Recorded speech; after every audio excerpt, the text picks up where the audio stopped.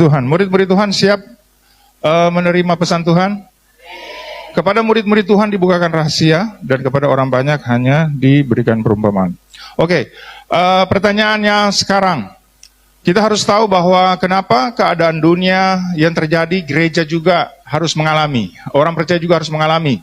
Ada orang berkata begini, kalau gitu kita diangkat aja, nanti kesusahan yang terjadi atas seluruh dunia, kita tidak menghadapinya. Nah, kenapa Tuhan izinkan dunia mengalami segala goncangan, keadaan akhir zaman, tetapi kita juga sebagai orang-orang percaya masih ada di tengah-tengah dunia.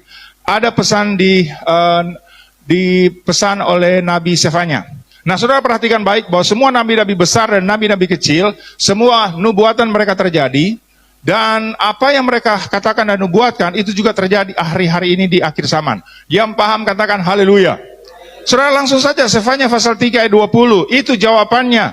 Untuk apa saya dan saudara sebagai orang percaya harus ada di tengah-tengah penggenapan akhir zaman ini? Dunia menghadapi goncangan, dunia menghadapi hukuman dari Tuhan, dunia menghadapi sesuatu yang tidak mengenakan.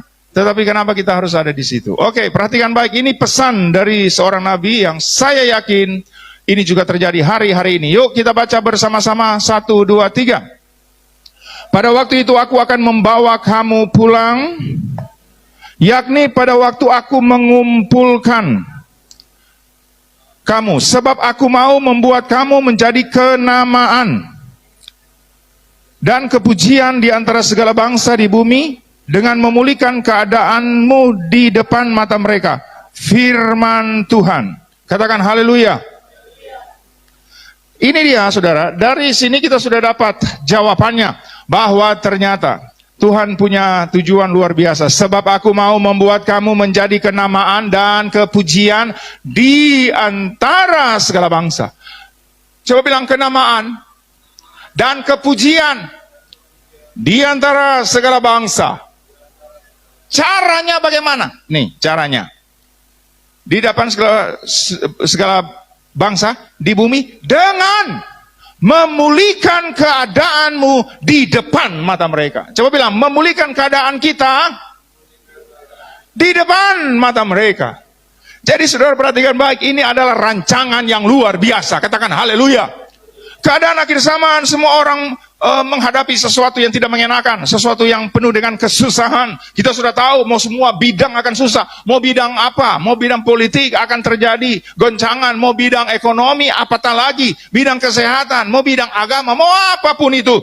Tetapi ternyata tujuan Tuhan mulia bagi kita orang percaya, bahwa justru dengan keadaan yang menimpa seluruh dunia, tiba-tiba Tuhan mau menunjukkan kepada semua orang, kepada segala bangsa, memulihkan kita orang-orang percaya. Di depan mata segala bangsa, melihat kita dipulihkan oleh Tuhan, disitulah cara Tuhan membuat kita kenamaan dan kepujian. Saudara harus tahu, rancangan Tuhan bagi saya dan saudara itu luar biasa. Katakan haleluya. Makanya bergereja serius, katakan amin. Memuji Tuhan serius, katakan haleluya. Itulah sebabnya baca firman serius, katakan haleluya. Nah saudara, kita lihat bagaimana sih situasi yang terjadi sekarang. Ini dia, kita sudah tahu bahwa ternyata pesan dari Nabi Sefanya, bahwa keadaan akhir zaman ini semua orang akan menghadapi goncangan, tapi kita orang percaya itu luar biasa. Coba bilang luar biasa. Tuhan akan membawa kita pulang. Haleluya. Yang paham katakan haleluya. Pada waktu itu aku akan membawa kamu pulang, yakni pada waktu aku mengumpulkan kamu. Sudah tahu bahwa ini akan terjadi bagi Israel natural juga. Dan sekarang mereka sementara. Bukankah itu sementara terjadi? Orang-orang Israel sudah mulai kembali ke negaranya, dan sudah mulai terjadi dari 2 tahun lalu atau 3 tahun lalu. Itu akan terjadi. Firman Tuhan, iya dan amin. Saudara tahu bahwa ini adalah ditujukan bagi bangsa pilihan, dan ini juga ditujukan bagi gereja Tuhan. Bagi bangsa pilihan dan orang-orang pilihan, yaitu gereja Tuhan. Karena kalau saudara baca keseluruhan Sefanya, ini juga nubuatan ke depan bagi kasih Tuhan memulihkan keadaan setiap orang yang akhirnya datang kepada Tuhan. Wow, ini dasar dan luar biasa. Nah, kita lihat prosesnya. Coba lihat Sefanya pasal 1 ayat 14 dan 18. Sefanya pasal 1 ayat 14 dulu. Kita baca bersemangat, 1, 2, 3. Sudah dekat hari Tuhan yang hebat itu, sudah dekat dan datang dengan cepat sekali. Dengar, hari Tuhan pahit, pahlawan pun akan menangis. Ini saudara harus tahu, bahwa kesimpulan apa yang terjadi saat ini melanda seluruh bangsa, sudah dikatakan, sebab sudah dekat hari Tuhan yang hebat itu. Sudah dekat. Coba bilang sudah dekat. Dan datang dengan cepat sekali. Pali-pali. You know? Bahasa Korea. Pali-pali, cepat-cepat. Cepat sekali. Dengar, hari Tuhan pahit. Pahlawan pun akan menangis. Sudah bisa bayangkan apa yang akan terjadi ini? Saudara nggak usah sok-sokan, saudara. Saudara akan berkata, oh Pak Pendeta, apa-apa Pak Pendeta, saya punya harta 7 turunan. Tidak habis. Masalahnya apa Pak? Saya 7 turunan ke-8. So lewat. Hei, ada orang sekarang mengandalkan harta, mengandalkan kedudukan. Oh, papa saya pejabat tinggi. Oh, saya ke depan kayaknya saya menjadi pejabat tinggi. Harta dan kedudukan. Tidak bisa. Kalau firman Tuhan sudah bilang pahit. Pahit. Coba bilang pahit. Pahlawan pun akan menangis. Saudara bayangkan, ini pahlawan, saudara. Bukan cuma superhero. Itu superhero yang muncul-muncul sekarang dari Amerika. Banyak ya Amerika ya. Indonesia ada Kijaka Tarup. Apa lagi? Kijaka Tumbung. Apa? 212. yang levelnya tinggi itu kan Amerika kan. Apa Amerika itu yang bawa-bawa itu Kapten Amerika, Superman, Superboy, dan Heliboy dan lain sebagainya. Mau mereka ada nyata pun mereka menangis. Yang paham katakan haleluya. Hei, tidak ada yang dapat mengandalkan itu semua termasuk hartamu, kedudukanmu. Ayat 18 saya tulis. Sefanya 1 ayat 18. Saudara, hari Tuhan datang dengan cepat sekali. Katakan haleluya. Pahit, pahlawan pun akan menangis. Jadi jangan berharap hartamu bisa menyelamatkanmu, kedudukanmu bisa menyelamatkanmu. Baca bersemangat. 1, 2, 3. Mereka tidak dapat diselamatkan oleh perak atau emas mereka pada hari kegemasan Tuhan. Pada hari Tuhan tidak bisa.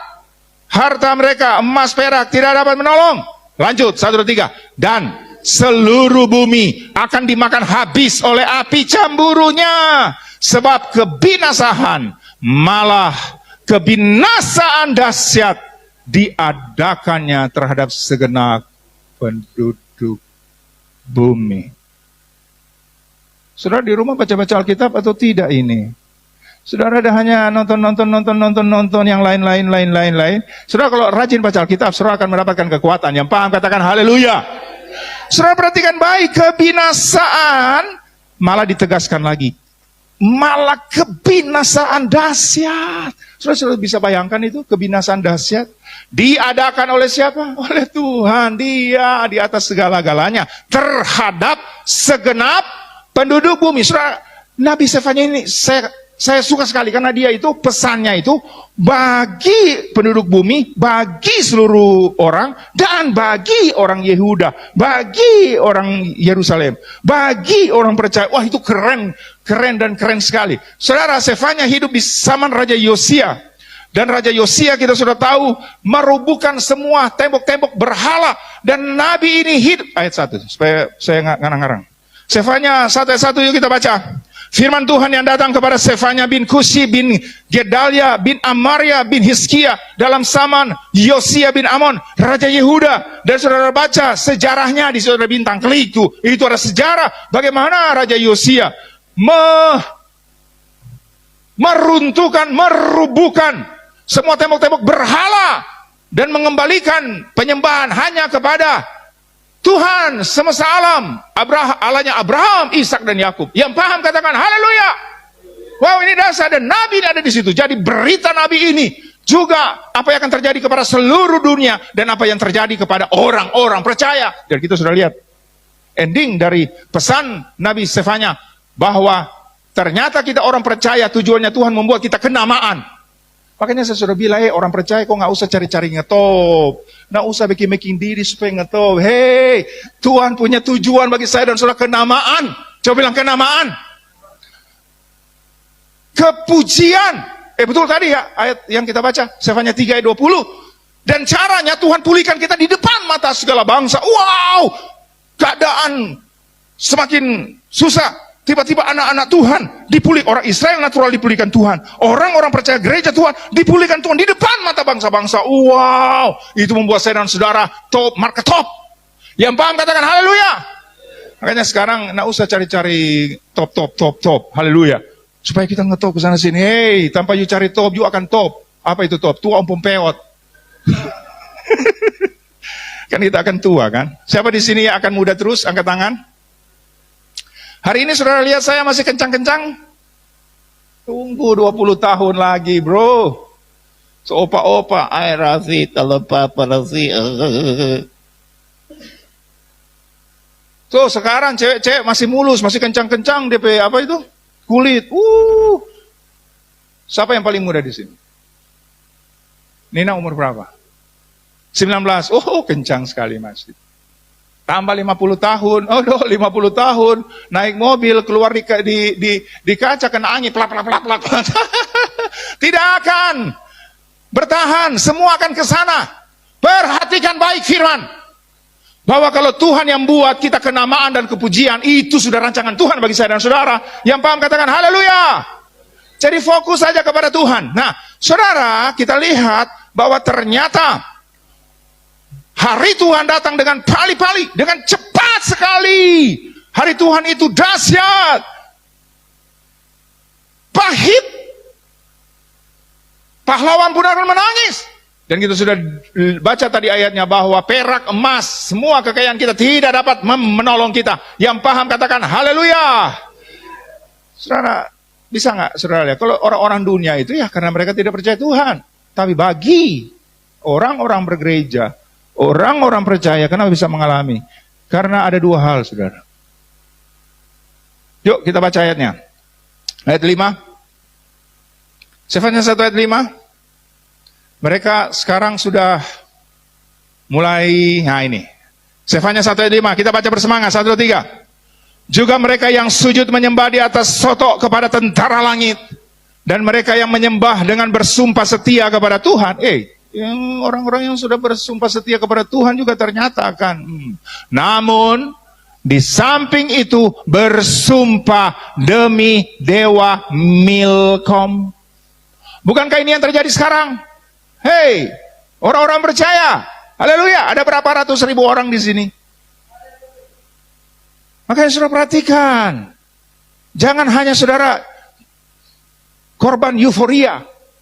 Kalau di depan ratusan ribuan orang, wah seperti urapan Tuhan kuat sekali. Omong kosong semua.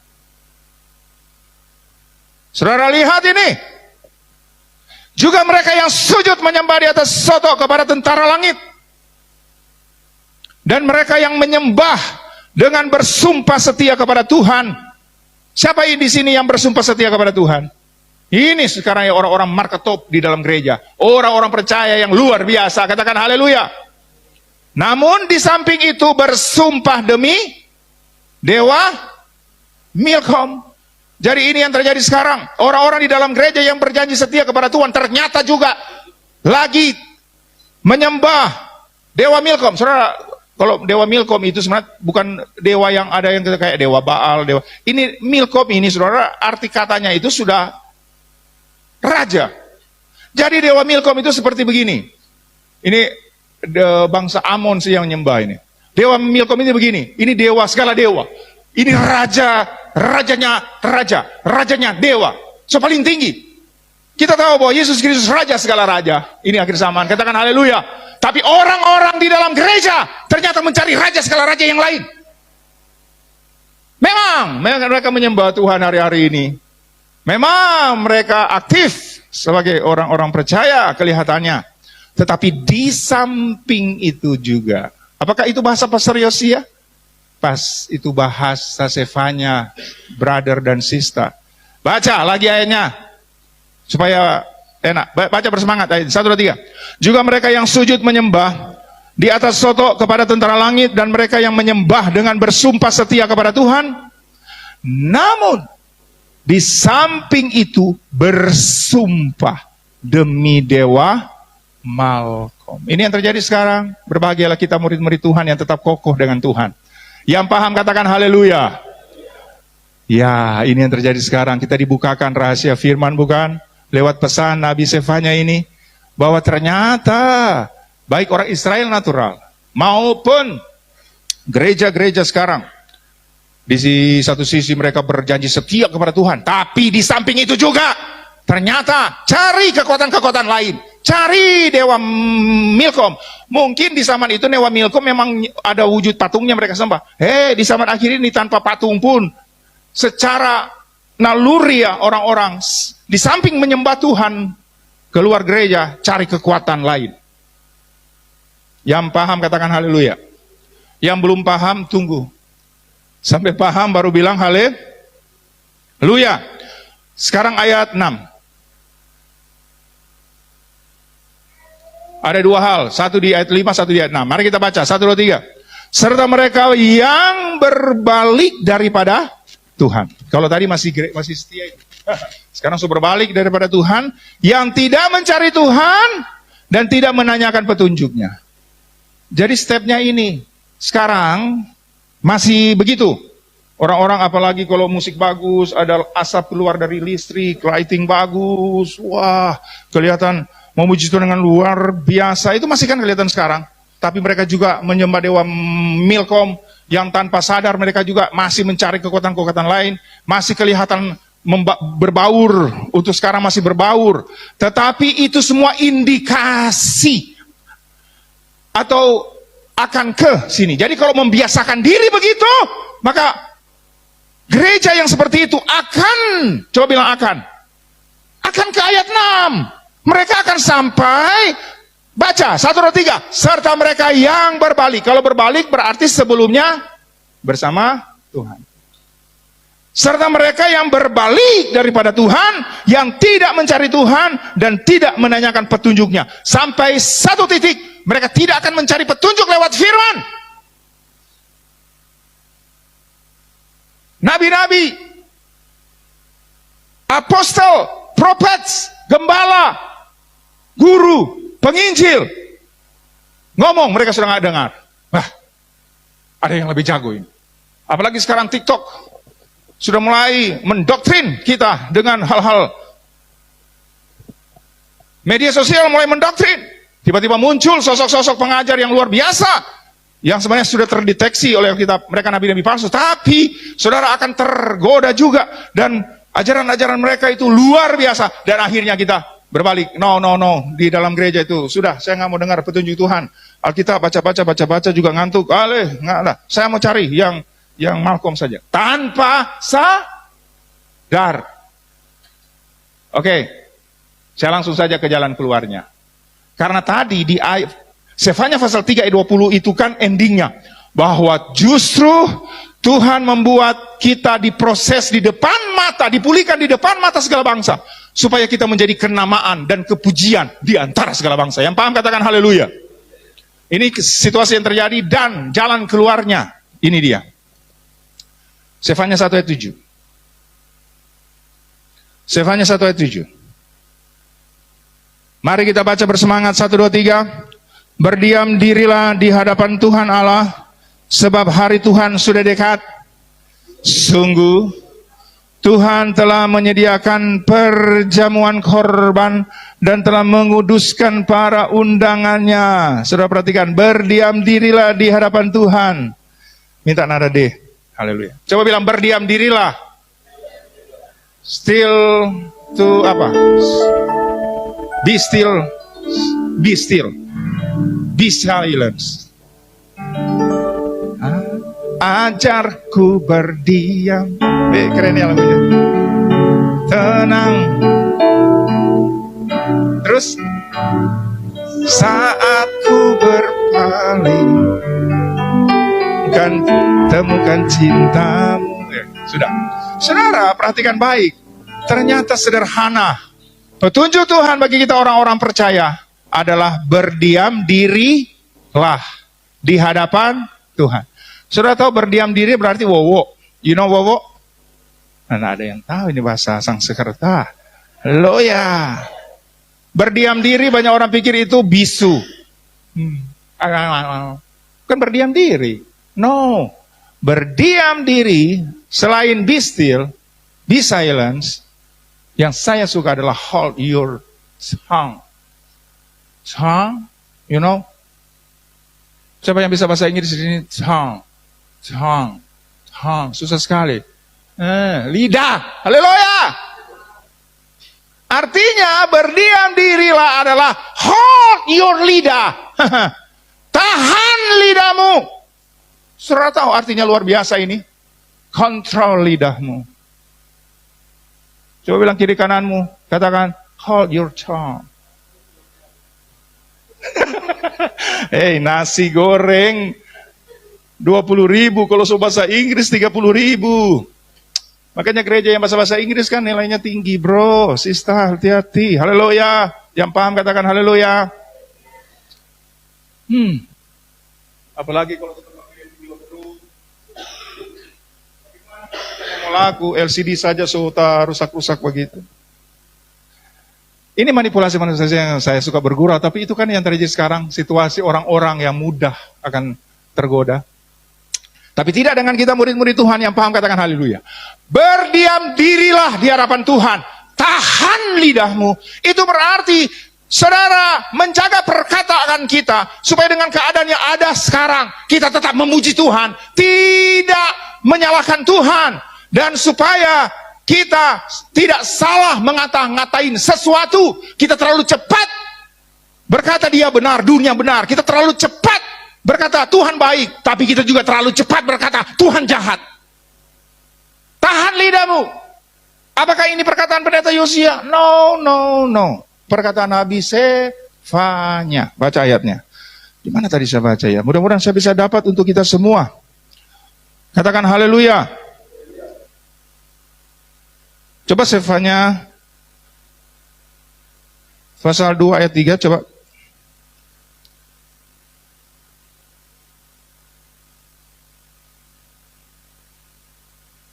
Oh, bukan. Haleluya.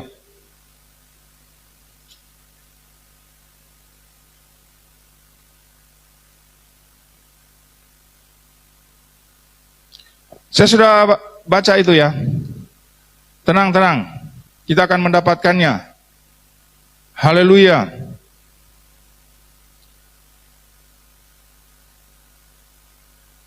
Saudara, ada orang-orang yang terlalu cepat berkata bahwa Tuhan baik, tapi juga cepat berkata bahwa ya, ayat 12, yuk kita baca. Sefanya 1 ayat 12. Jadi perhatikan baik, berdiam dirilah di hadapan Tuhan adalah hold your tongue. Tahan lidahmu, jaga perkataanmu. Berdiam di hadapan Tuhan adalah itu dia. Biarlah firman, sang kata-kata Allah itu yang menguasai hidup kita. Karena kalau tidak, ini dia. Yuk kita baca, 1, 2, 3. Pada waktu itu aku akan menggeledah Yerusalem. Kalau bilang menggeledah Yerusalem itu bukan orang luar. Dengan memakai obor dan akan menghukum orang-orang yang telah mengental seperti anggur di atas endapannya. Dan yang berkata dalam hatinya, Tuhan tidak berbuat baik dan Tuhan tidak berbuat jahat. Yang paham katakan haleluya. Tahan lidahmu. Supaya anak Tuhan tidak mengucapkan kata-kata ini. Tuhan tidak baik, Tuhan tidak berbuat baik, Tuhan tidak berbuat jahat. Mengenai maksud apa dong? Coba lihat perkataan mereka itu. Coba analisa. Tuhan tidak berbuat baik. Kemudian selanjutnya, dan tidak berbuat jahat. Pelin-pelan kan? Tuhan tidak berbuat baik. Berarti Tuhan dan tidak berbuat jahat, berarti Tuhan baik. Ini yang sering terjadi di dalam gereja, bukan? Engkau baik, teramat baik. Yuk jempolnya. Tuhan baik. Apalagi kalau Tuhan Yesus baik, jempolnya sungguh amat baik. Keadaan dia bilang, ih jahat Tuhan, Tuhan jahat. Tuhan jahat. Itu yang terjadi sekarang. Hei, saudara dengar firman, mahal ini.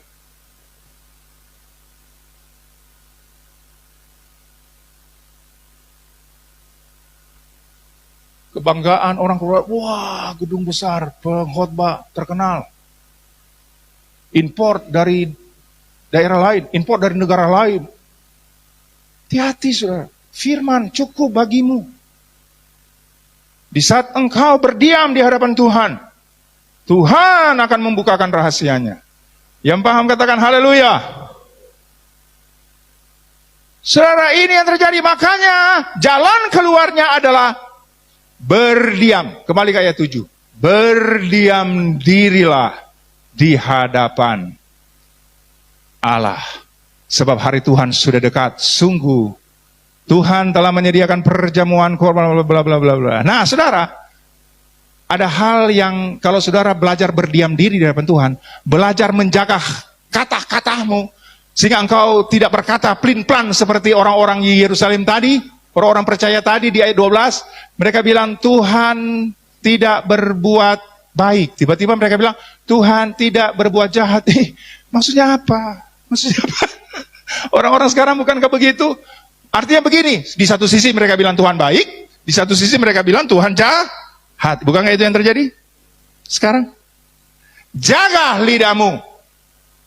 Supaya lebih keren pakai bahasa Inggris dia, apa tadi? Nah itu saya lupa. Jaga lidahmu. Berdiam diri, kontrol lidahmu. Supaya kata-kata kita tidak sembrautan begitu. Tetap jaga. Nah, saudara perhatikan baik. Kalau saya dan saudara membiasakan diri, berdiam diri di hadapan Tuhan, belajar hold your lidah, your tongue itu, maka Anda akan lama-lama melatih dirimu ke ayat Sefanya 2 ayat 3. Sefanya 2 ayat 3, sudah mau selesai firman Tuhan. Sefanya 2 ayat 3.